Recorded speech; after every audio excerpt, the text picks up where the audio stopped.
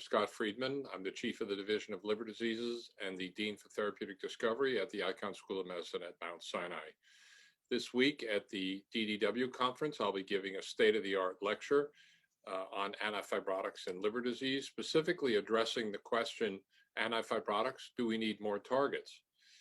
And in my lecture, I'm going to give a comprehensive overview that starts with the pathogenesis of fibrosis in chronic liver diseases, talk to you a little bit about what are the ideal kinds of targets to develop antifibrotic therapy.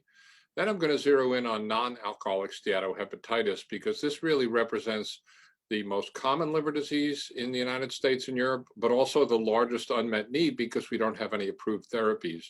And that will lead me to a final discussion about what the current therapies are in fibrotic disease and cirrhosis. How good are they? Where can we improve? And what are the prospects for the future?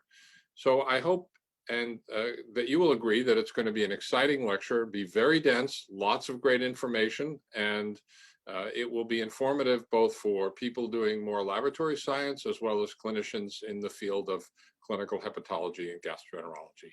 I look forward to it.